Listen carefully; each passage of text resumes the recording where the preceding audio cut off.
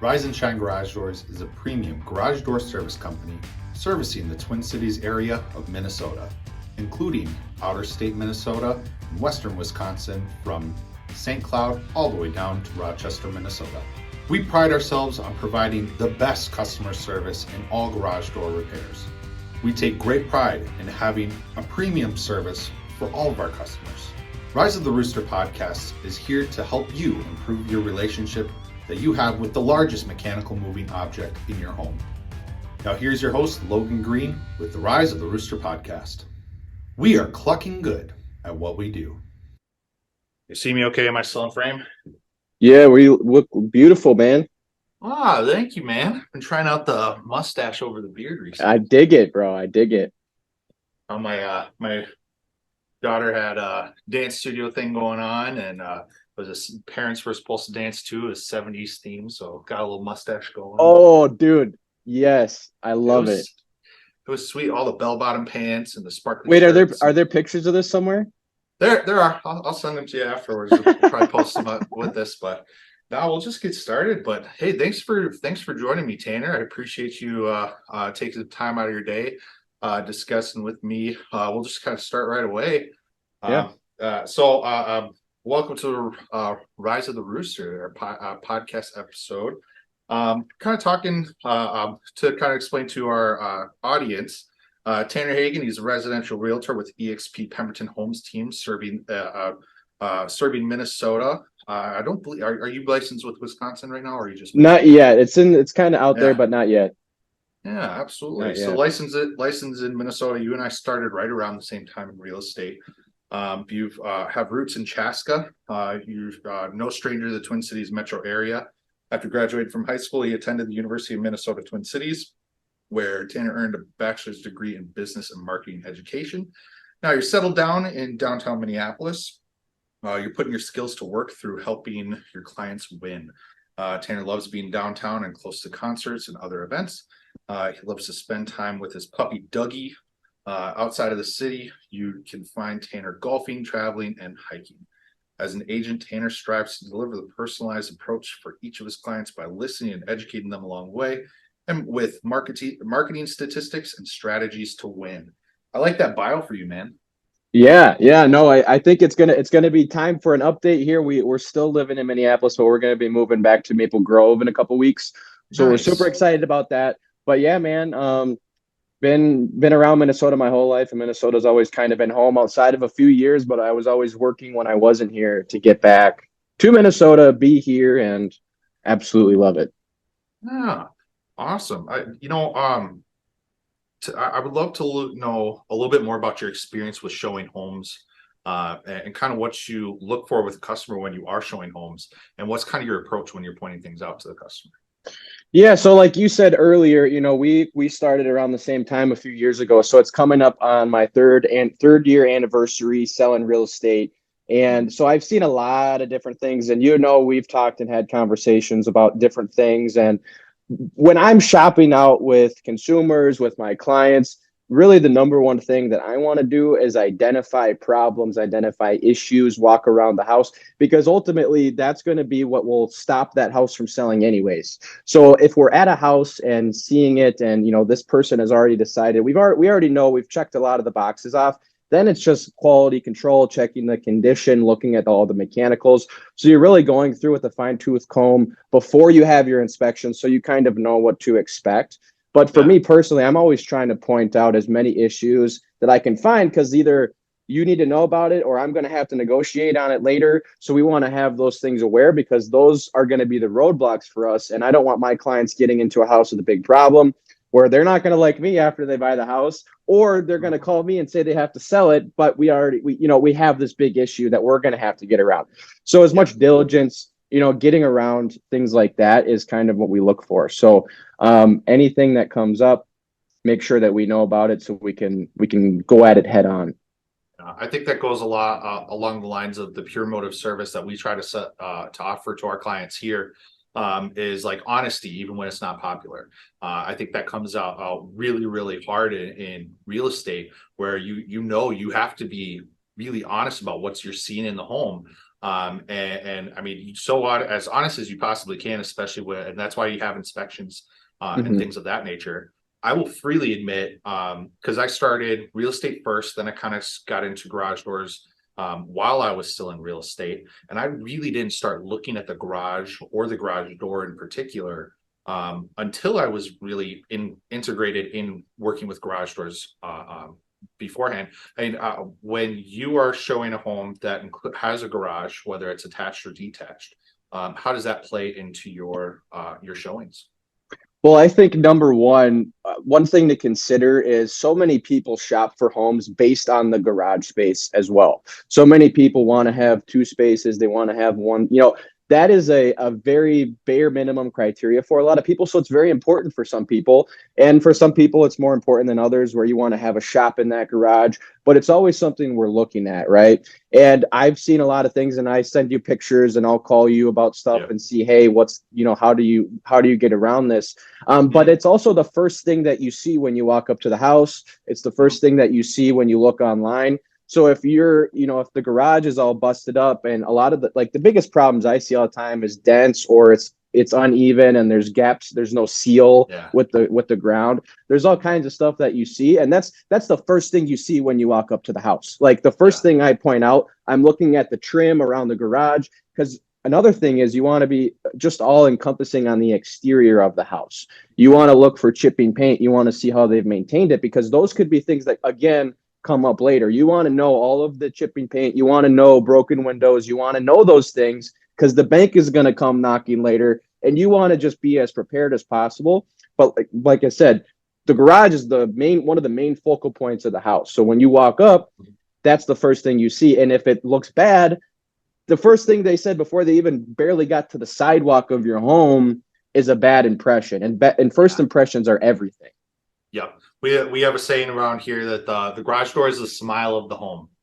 It's absolutely the smile of your home, and I actually have some statistics around that too. Cool. So I know I've been quoted in a couple other episodes. So some of our regular listeners will know some of these statistics already, but I have updates for you now. A study published in Remodeling Magazine in 2019 had a cost versus value report, said that the average return on investment on a garage door replacement was 93%. Now, that was in 2019. A study that was completed this year in 2023 shows that the garage door gave an average return on investment of 103%. So it's actually gone up, because in the last couple of years, when you see a home that has that nice garage door look, whether it's a brand new standard white raised panel one, or it's one that has windows or has other designs on it, or especially with like the different kinds of wood look paints or overlay designs, you'll now get more money out of it than you initially put into it, based on that return on investment. And what I remember seeing on other things where people are looking at windows, you'll get maybe a 30% return on that investment. Maybe. Yeah. Kitchen remodels, typically a 60% return on that investment. Bathroom remodels, maybe a 55% return on that investment. So the return on investment when you're looking at a garage door, it's a win-win-win, no matter what what year you're looking at. And especially now we're looking at 103%. If anything, it shows what our customers our customers and our clients are looking for when they're looking for a new home. The first thing they're going to see is the smile of your home, the garage door. And that's why it's so important for people that don't have any plans on moving, keeping your door in the best shape possible is going to be a great investment for you and your home. And then if you are looking to sell your home, having a garage door that is up to date, that's possibly been replaced, is just going to put more money in your pocket when you turn to sell it. And then when you are looking to purchase a new one, a new home, you'll know that what to look for with that garage door to know what kind of investment you're really looking at when you're trying to purchase that home. When you market a home, how do you have any strategies that include that garage door as a part of it? Well, I think, like I said, it is, and you've said it too, it's the smile of the home. It's going to be pretty much plastered all over the internet. It's going to be, now it kind of depends on what the situation of that home is going to be. If they're going to be Like there was a house I sold in Savage that had a really nice garage door. It was one of those brown, like those newer brown doors with the windows Yeah. on top. It just really had a nice fit and finish that stands apart when you have all white. Everything else looks the same. It really feels, and like I said, when you're selling your house, you kind of want to generate an emotional response for your buyers. You want to have a clean property. You want to have them remember your house. And these are small, easy ways. And like I said, it's much easier to spiff up a garage door than it is. And like I said, people can see that when they drive through your neighborhood. They can't see your kitchen. They can't see anything else. And a lot of that stuff people want to change anyways. Like people want to be customizable with that. And, you know, like you said, bang for your buck when it comes time to sell. Those aren't things off the top of my head that I would recommend because sometimes they don't make sense. But guess what? A lot of people have old garage doors. A lot of people will have those things. And you know, people spend a lot of time in there. So, like I said, when it comes to the marketing, that always has to look good because it's going to be the cover picture that everybody sees.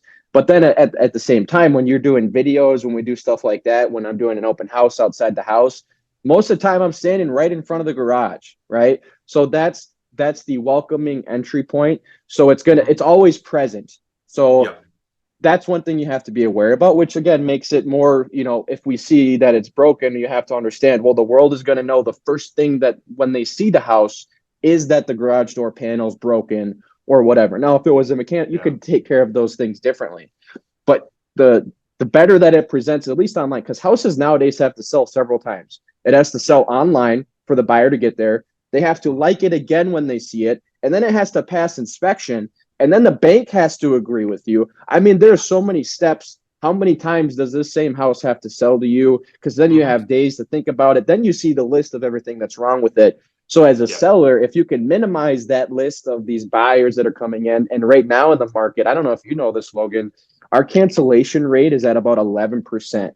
So from what I've seen across, like deals are canceling at a high rate. And there's a number of reasons. You've got a lot of things going on. And like I said, we're in a low inventory market where there are a lot of inspections and things like that getting waived and things like that. People are taking a lot more risks to get the job done today. But that's why, like I said, if you're a seller, you want to have all your bases covered because you know deals are canceling because people are getting a little, it can be you can get a little anxiety sometimes when you're taking some of these big risks trying to buy your first house, and people can get a little skittish and get cold feet, or they might find a big problem. And that's why the deal has to cancel because it wasn't taken care of before they went on the market.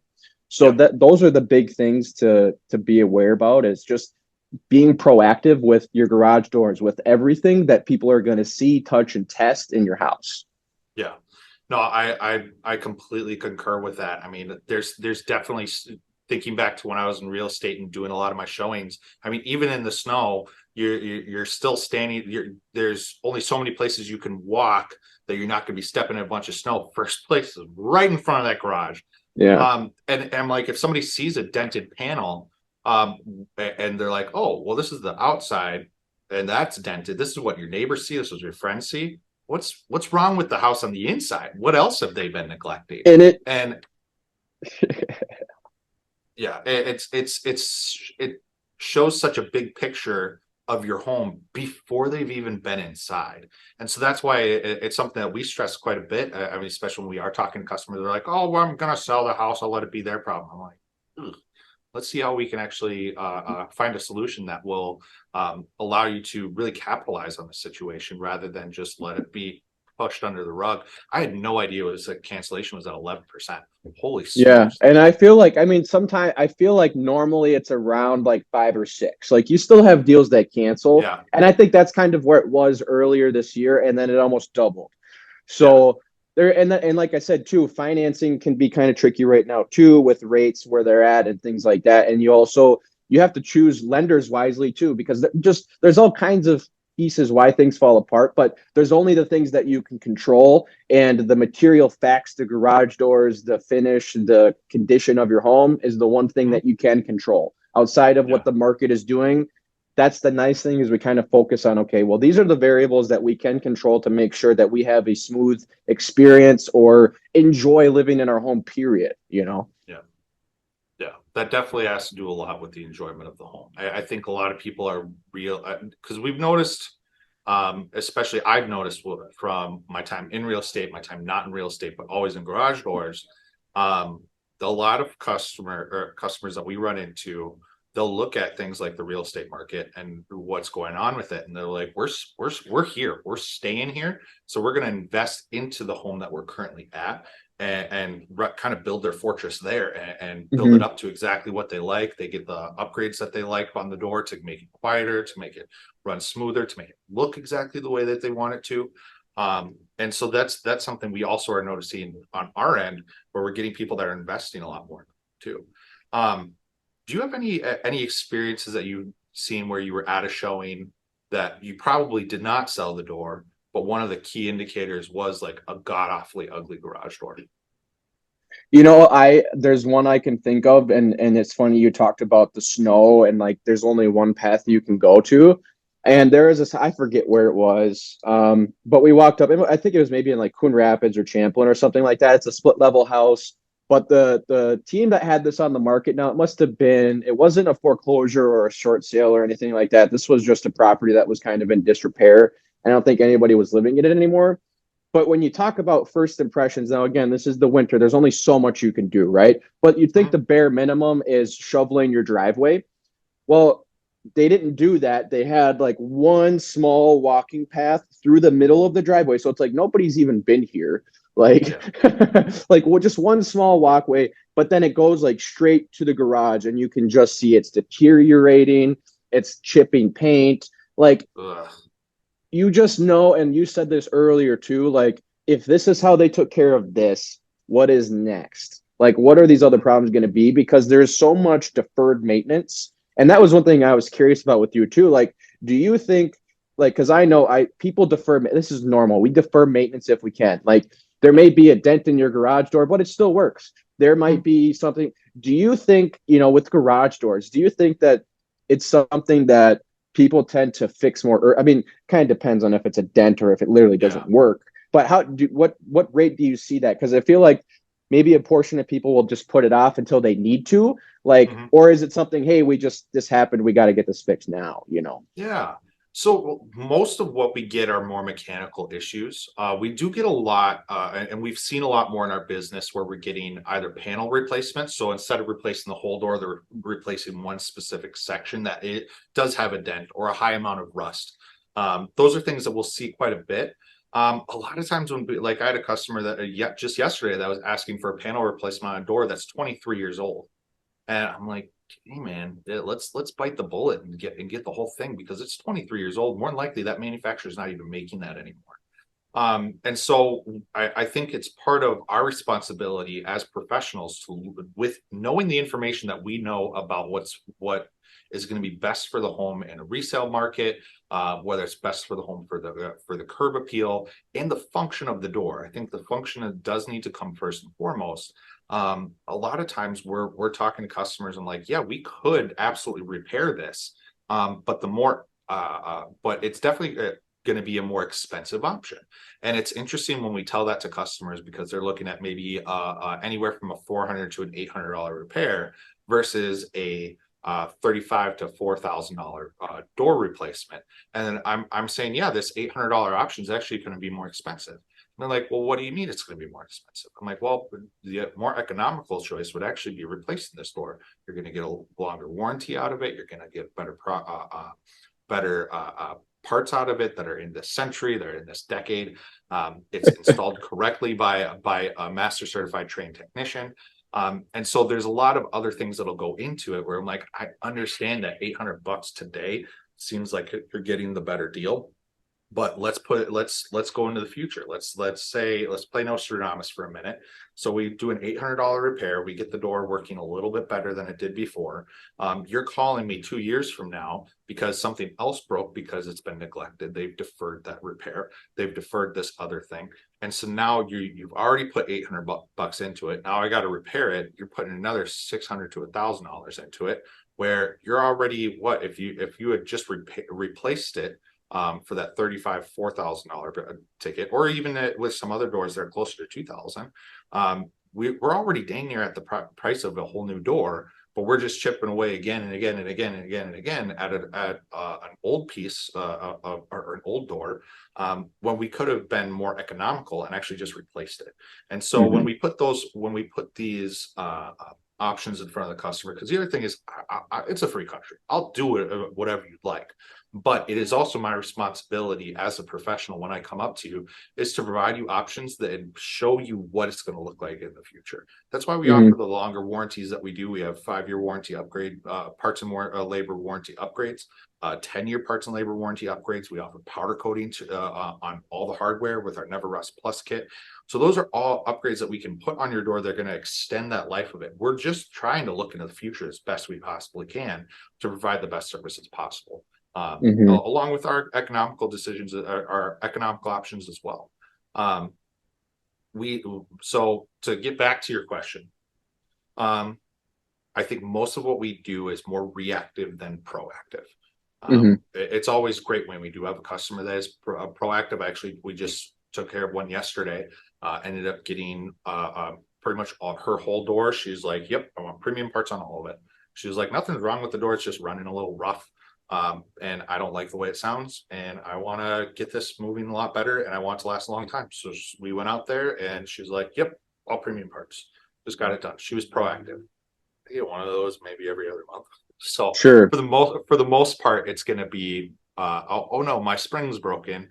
Let's get a repair person out there. I just had somebody out, one of my guys was at a customer's door and their spring was broken, which we do spring repairs all the time, but we looked at the age of the door. We looked at how it was installed. We looked at the outside, at everything that had to do with the door. And we're like, have you thought about replacing your door? And they're like, yeah, actually we have. We're like, great, let's get a new door in here. We can easily do a spring replacement. I mean, they're fairly inexpensive, but the customer saw the value in replacing the door, and just getting it taken care of that. So it is mostly reactive repairs and reactive replacements, but we do see a decent amount of customers that are actively calling us.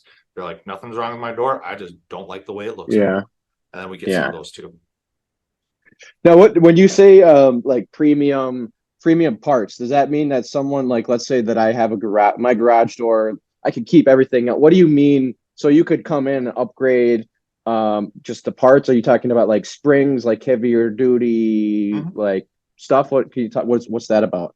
Yeah. So when we talk about springs, we have our standard cycle spring, which is 15,000 cycles.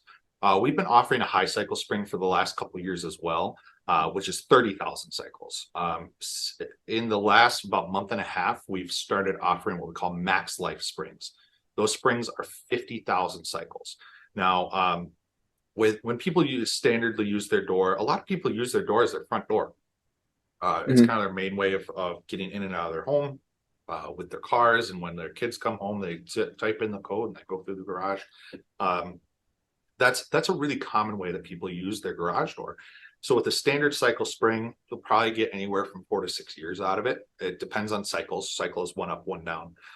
With a 30,000 cycle spring, anywhere from 7 to 10 years out of it. With a 50,000 cycle spring, 10 to 15 years is would be well within the expected lifespan of that spring. So we're able to back that up for a whole lot longer because it's such a better quality spring, that we're happy to warranty it for a lot longer than some of our other standard or high cycle ones, because we know it's going to last that much longer. They're really cool. I think I have one that's a little over 5 feet long, just because it's so big and it rotates so many times, and it has the spring ability to actually be torsioned up and then wind up, wind down. They're pretty cool springs. And so we can put that onto most residential doors. Typically we do have to schedule it out. Because we keep them in our warehouse. But those max life springs are a great premium upgrade that we offer. Other parts is we live in Minnesota. There's a lot of rust everywhere. Now rust can cause issues. It can deteriorate the metal to a point where it starts flaking off or just missing chunks of it, as well as it's definitely a big danger to cables. When your cables start rusting, that's where what connects the spring line to the door that actually does all the lifting. When a cable breaks, it ends up making your door completely inoperable. And it can be pretty dangerous as well, especially if somebody was underneath it, or even in a situation where the cable broke, you can't lift your door. And if you have a medical emergency, you need to be able to get your car out of that garage. So whenever there's a broken spring or a broken cable, those are pretty high urgent jobs. In our opinion, I think those are pretty urgent to get taken care of. So in order to prevent that from happening, there's a couple things we can do as far as weather seal and making sure we're keeping water out of the garage. But sometimes, like if somebody has a heated garage, they bring their car into the garage that's all covered in snow. It starts to melt, and then typically garage floors are graded towards the opening. Well, now all that water is pooling right around those hinge points, and it can rust out those cables and bottom brackets. Now, galvanized cables and bottom brackets are not bad. 99% of doors have them, but we offer a premium part where it's a stainless steel cable and a powder coated bottom bracket. Those are never going to rust. That's part of our never rust kit. And so that'll protect that from happening, as well as we put powder coated vertical tracks. And then we have our never rust plus, which will powder coat the hinges, the tracks, the horizontals, the shaft. Everything will be powder coated. So those are some of the premium products that we offer that definitely step it up from the galvanized. Again, saying galvanized is not bad. I have all galvanized stuff on my garage door at home. I'm sleeping just fine at night knowing that that's there. But powder coated is another step up for people that need it. We see that a lot with where I teach my guys to look at, like, how is this space used? If there are water spots on the floor and you can see that, yeah, it's probably there's probably a need for that premium part. Is it something that at that point wouldn't really be an upgrade? It's just like, this is what best suits you in your situation. Yeah. So we're not really upselling, we're just providing the best service for the customer.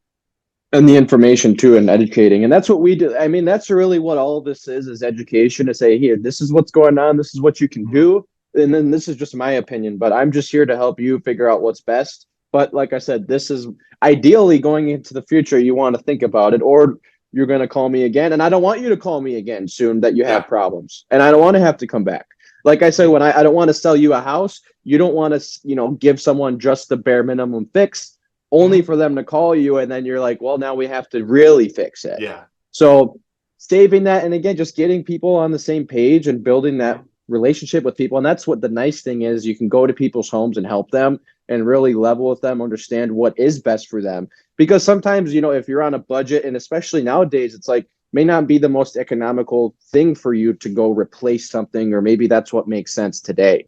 But at least knowing what the roadmap is for you forward and what, it looks like. And there's so many things today too, if you're in a pinch, resources to help you get those things done. Like on the selling side, like if you're like, oh, we don't know what we're going to do, there's so many services where it's like, if you have to fix stuff, we can get that done for you and take care of it after closing. So that's another thing too, like, because I don't necessarily always go tell people, oh, you want to sell your house, fix the kitchen, update the bathroom, do all that stuff. It really doesn't have to be that crazy, right?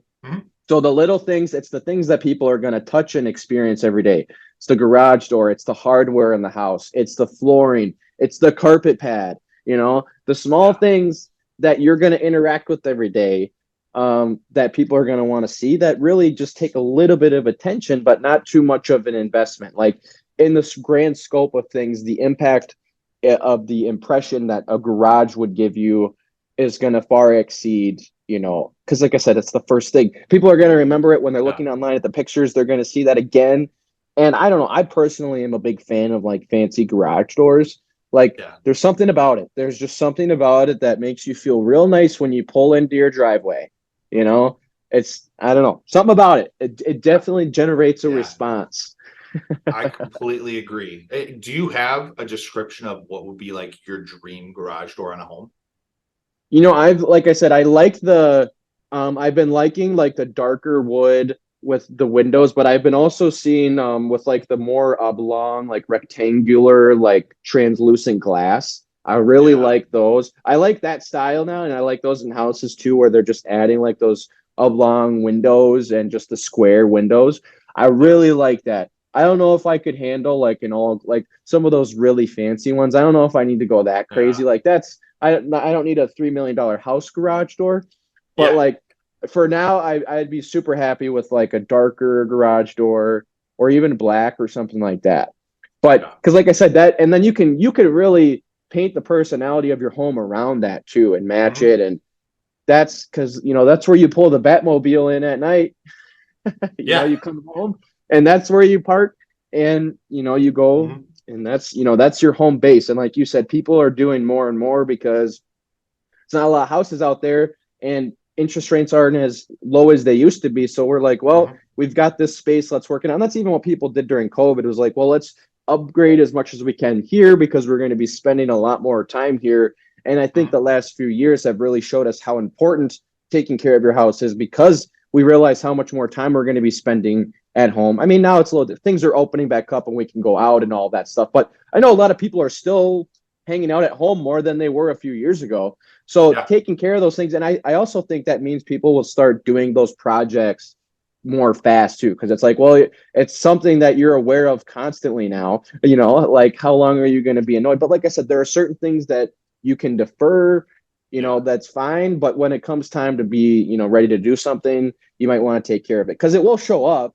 And you could say, well, the buyers can take care of it, but depending on the market you're in, it's like, well, how many Yeah. things are we going to let slide through the cracks before we, have someone walk away, you know? Hmm. Yeah, So that risk is always there, especially when you're thinking about selling. It's like I'm sure it's a quick turnaround and be like, oh, like just let it be that person's problem. But then you think about how much are you losing by not taking care of this now?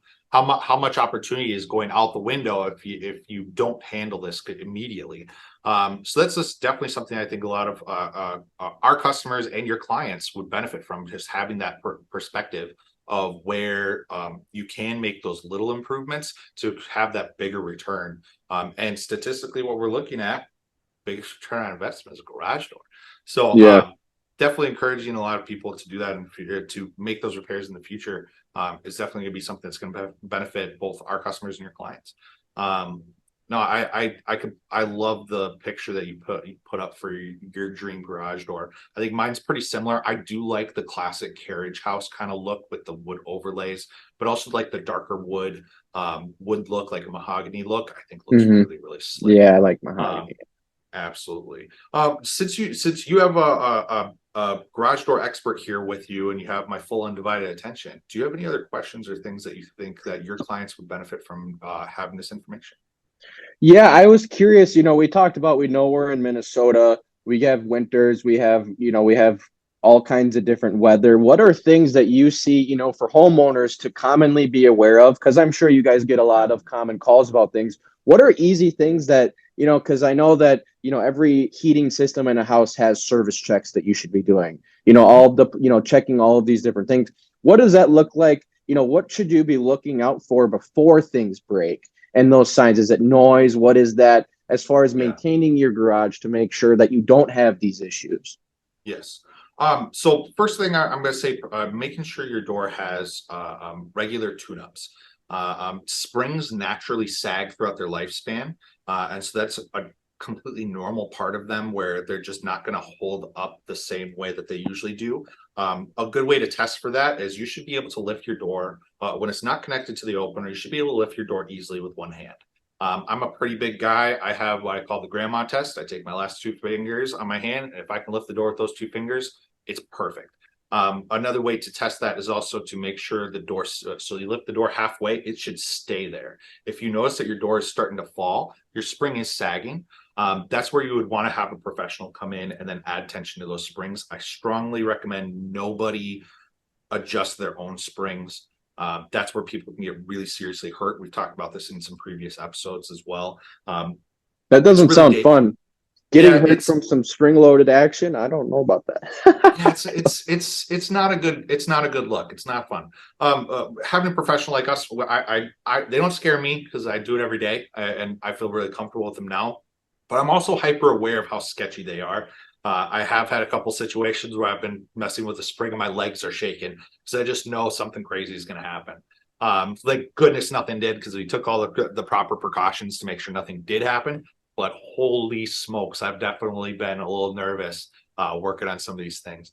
But that's where when you call somebody out to a professional come out and do that tune up, we'll be able to get that spring properly balanced and then check if anything else needs attention. Something customers can do themselves is actually lubricate the door.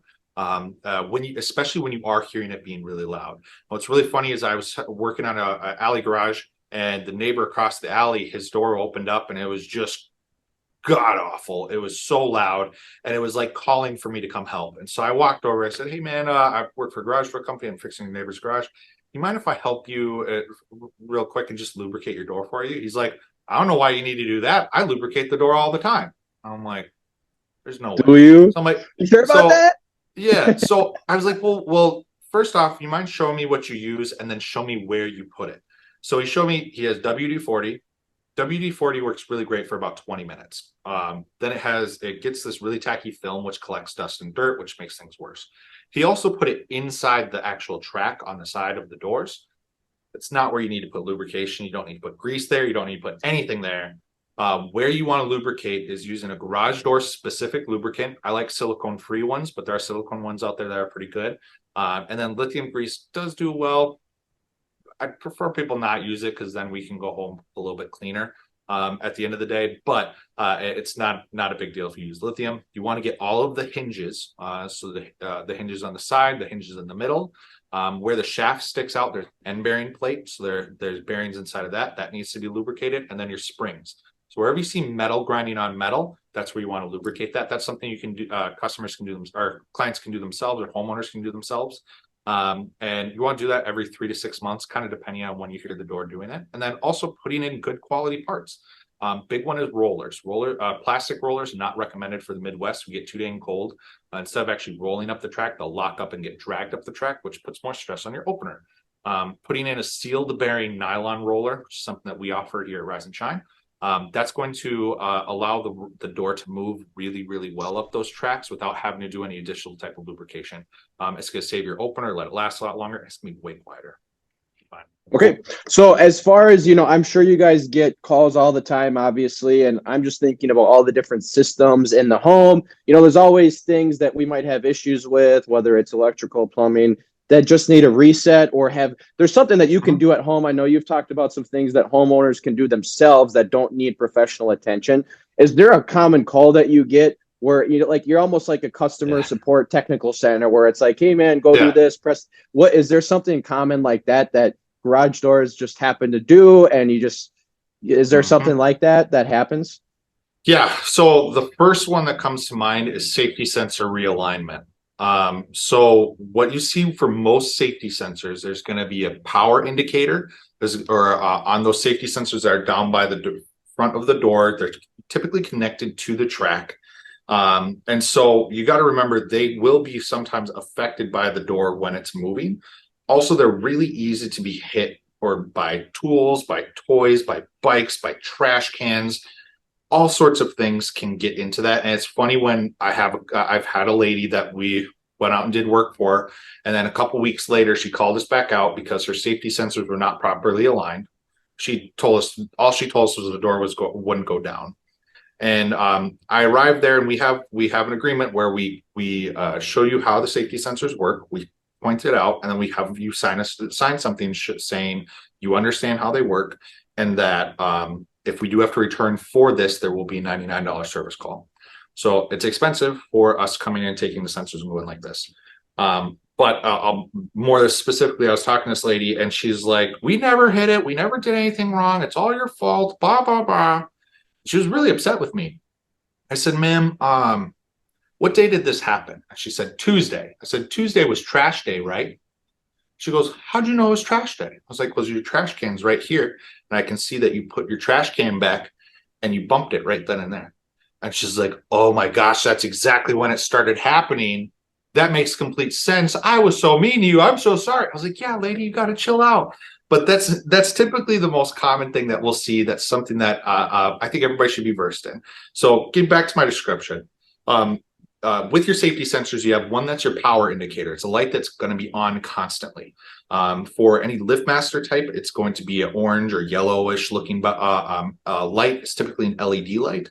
The newer ones are much brighter and easier to see. With some Genie models, it'll be a solid green or solid red one. So it depends on the model that you have. For any LiftMaster, it's going to be orange, yellowish. So that's your power indicator light. On the other side, you're going to have your optical indicator. It's saying that the two are speaking together, speaking to each other. So those safety sensors line up kind of like a cone. So that cone can be slightly off center and still work just fine. It's when it's just a little too far off center, that's when you run into issues. Knowing how that works and how to adjust it by either some have a soft metal bracket where you can just adjust it and move it. Some have a wing nut that you loosen the wing nut, adjust it till it's solid green, then tighten it up. That's a really common thing that we get people to call us out for. We're more than happy to take care of. I will freely say it is not inexpensive. But you're having a professional come out. We aren't just going to do that, adjust it and leave. We are going to look at your whole system. We want to make sure we're providing a full service for you, even if it is for something that some might say is a small thing. So that's something that we do see a lot, that a lot of people can just line up your safety sensors again and shut the door. If you notice the door is, you press it to go down and it comes back and starts clicking and flashing at you, that will always be a safety sensor issue every single time. If you have the MyQ app, it'll actually give you a notification and tell you exactly what it is that the safety sensors are not talking to each other. So there are a lot of warning signs around it telling you that it's safety sensors. The other one that we'll get called for a lot that is typically pretty simple is reconnecting or pairing remotes or keypads or even your car. The best thing to do is go to YouTube University. If you can type in your car model or the remote model and the opener model, there's typically some sort of video of somebody out there that is made that can teach you how to connect them. I will say that not all remotes will work with all openers, and not all openers work with all cars. So you do have to look really into the details of what type of opener you're working with and what typically the age of the car that you're working with. Type of car doesn't worry as much, but if it's any car before 2012, they're really not going to connect to these newer openers. And if it's an opener that's before 2012, they'll typically not work with cars after 2016. So that's where there's a little bit of trickiness where you might need a professional coming and take care of it. But typically, if you look up YouTube University, you can figure out a lot of the pairing of the remotes and keypads yourself. Yeah, I feel like, because I feel like I've even called you about that sometimes too. Like, hey, we don't have any garage, or what do we got to do to get them? Yeah. And it is all pretty simple, but if it's not something on the top of your head, and like I said, when you're in the heat of the moment where you have this issue, or it could in your head seem a little bit more convoluted or like a process than it is. And that's why it's nice to have you on the other line that's like, hey man, yeah, we'll just take care of this, or hey, just do this, you know? So that's where it comes down. And just any trade, you know, having someone just like you or someone on your team that's respectful, nice, comes in and just wants to help solve the problem and nothing else. And if you are providing the upsell, it's only because you want people to understand, like, hey, if we're looking at this specifically for you, just so you know, we could put this one panel in and it's going to be really white and the other ones are going to be yellow, or we could just replace the whole thing and it's going to look great, you know, and it's going to last longer instead of coming back and then we got to do this and this and this. I think that also goes to show how important it is to have just a quick check. I got a phone call real quick. Can you still hear me okay? Yeah, I can hear you. Okay. I think that also goes to show why it's great to have such a great realtor on your team to help you purchase your home like yourself, where you have the connections with the different people in your circle that whenever your client says, hey, I need this, you have a list of people that you can call and talk to that you as a realtor are friends with. That network is such a great value that you bring to your customer or to your client. And I think that is a really big difference between like the good realtors out there and the great realtors. I would definitely put you in the great realtor box. Everything I've seen you do out there, especially when you and I were on the same teams, you were always doing really great stuff. And the big thing is I noticed you had pure motive sales. You're there to help the customer. It's not your money's not your master. You're there to give them a great experience and add value to the transaction. And you should be really proud of yourself, man. I mean, you've worked really hard in the last couple of years, and I know we've had a little bit of a parallel experience with some of the teams that we've been on. And of course, I took a hard left about a year ago. But even with me taking a hard left, you and I think we work more together now than even we did before. Yeah, I think so. Even being in different industries, just because we were able to complement each other a lot more, where even when we were on the same team, we were still kind of competitors. Right. Kind of. Yeah, like because we're going after the same clientele. Yeah. But now you and I are actually able to work together. And I know you have great relationships with other people, like Josh McDuffie. I know he's a good friend of ours with Country Financial, and a couple other teams and resources out there that we both have in common. That great realtors like you are the reason that there still is a market, and that people are able to still purchase homes and feel comfortable about the purchase. And I mean, you're making dreams come true every day, man. I mean, I don't think a lot of people have dream garage doors, but they have dream homes. Yeah. And so you're in the dream business, man. It's fun, and that is the most rewarding thing.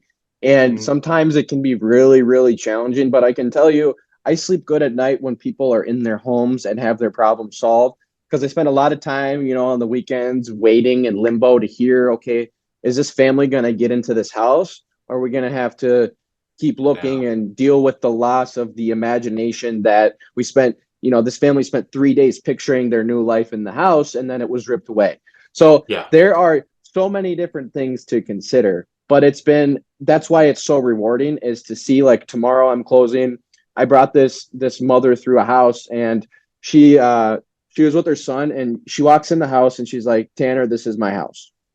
This is my house. We want it. What do we need to do to make it? Well, guess what? There was 5 other offers on the house. So it really came down to, I'm gonna be heartbroken if this mother and family, because that's another reason I got into this too. I was raised by a single mom moving around. So it's really important to me that when you see something and it's your mission, I'm going to make sure that you get it. And there's no better feeling, and we had to take some risks, some strategic risks. And anybody winning a house right now, you're taking some risk. But they're like, Tanner, I'm not, her husband's like, I'm not a gambling man, Tanner. Like, this seems a little, this isn't like me. And I just got back from Vegas when they wrote the offer on the house. I'm like, well, and I'm not a big gambler, but but I was like, well, hey, trust me on this one. This isn't really a gamble. We are taking a calculated risk here. We know what we're looking at. Well, they got in and they wrote a really hefty contract, but we'll just say they came out ahead. Their house appraised for more than what they want, what we had offered to pay for it. So all of the concerns washed away, and that's my job, is to take you from I'm not a gambling man, Tanner, to I just hit the jackpot, Tanner. Like, that is the bridge to get, like, that's the gap to bridge right now for people. Is it seems like you don't know if you're going to get it. You're not sure. It feels like you're taking a big risk and it's just going to be a gamble. But if you have the skill, if you have the network, if you have the knowledge, the data, you're not taking it. I mean, it still feels like it. There's still some risks. Like, it's never guaranteed, but that is the most rewarding thing to know, that that family is going to be tucked in there for years to come, for years, and I have families all over the Twin Cities that are peacefully in their homes. And whether I played a major part in that or a small part, because for everybody it's different. Like, sometimes I'm just the guy that opens the door, Other times it's really involved and emotional and you get into it. But that's why we're here, is to support you through those big things, and to have professionals like Logan over here to come in when things go bad. Because like I said, it's all about those resources. I can only control so much of the transaction. Logan can only control the garage door part. He can't control that your house isn't square, like. Yeah. We run into some of those too. So those are always fun. Ugh, my goodness. Buddy Tanner, I can't thank you enough for taking some time out of your day and having this conversation with me. I'm super proud of you and all the work that you're doing for your clients. And I'm looking forward to seeing where this all takes you in the future, man. Yeah, Logan, thanks, man. I appreciate your time. Looking forward to staying connected, and it was great being on and learning a little bit and chatting with you and catching up a little bit. So we're going to have to do it again and get together in real life soon, too. For sure, for sure. Well, hey, we rule the roost. We'll talk to you later. All right. Bye. Talk to you soon.